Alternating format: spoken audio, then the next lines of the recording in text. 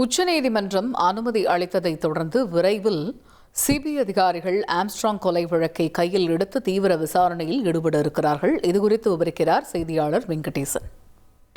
Armstrong கொலை வழக்கு விசாரணையை சிபிஐ தொடர்ந்து விசாரிக்க உச்சநீதிமன்றம் உத்தரவிட்டுள்ளது. பகுஜன் சமாஜ் கட்சியின் மாநில தலைவராக இருந்த ஆம்ஸ்ட்ராங் அவரது வீட்டின் அருகே கொலை செய்யப்பட்டார். இந்த வழக்கு தொடர்பாக 27 பேரை சென்னை மாநகர காவல்துறையினர் கைது செய்தனர்.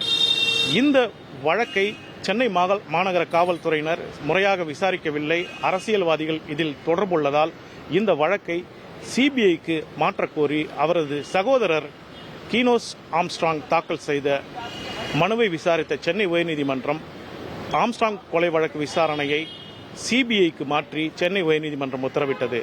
இந்த உத்தரவை எதிர்த்து அப்போதைய திமுக அரசு உச்சநீதிமன்றத்தில் தாக்கல் செய்த மேல்முறையீடு மனுவை விசாரித்த உச்சநீதிமன்றம் அந்த உயர்நீதிமன்ற உத்தரவுக்கு தடை விதித்திருந்தது.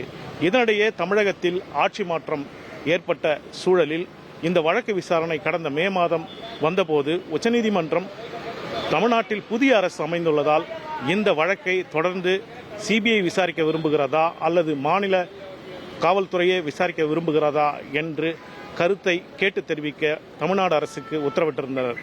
இதனிடையே தமிழ்நாடு அரசு தாக்கல் செய்த மேல்முறையீடு மனுவை திரும்ப பெற அனுமதி கோரி தாக்கல் செய்த இடையீட்டு மனுவை உச்சநீதிமன்ற நீதிபதிகள் KV விஸ்வநாதன், அருண் பாலி ஆகியோர் அடங்கிய அமர்வு இன்று விசாரித்தது.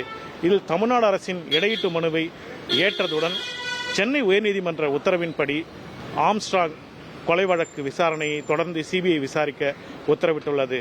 மேலும் இந்த விவகாரத்தில் ஜாமீன் மனுக்கள் தள்ளுபடி செய்யப்பட்ட உத்தரவை எதிர்த்து தாக்கல் செய்த மேல்முறையீடு மனுக்கள் தொடர்பாக பதிலளிக்க சிபிஐக்கு உத்தரவிட்டு இந்த விசாரணையை செப்டம்பர் 2ஆம் தேதிக்கு தள்ளி வைத்துள்ளது. மொத்தத்தில் ஆம்ஸ்ட்ராங் கொலை வழக்கு விசாரணையை தொடர்ந்து சிபிஐ விசாரிக்க உள்ளதால் இந்த வழக்கு விசாரணை இனி வரும் காலங்களில் சூடுபிடிக்கும் என்றே எதிர்பார்க்கப்படுகிறது. இனி செல்லும் இடமெல்லாம் செய்தி. தந்தி டிவியின் வாட்ஸ்அப் சேனலை ஃபாலோ பண்ணினா செல்ல இருக்கும் இடமெல்லாம் செய்தி.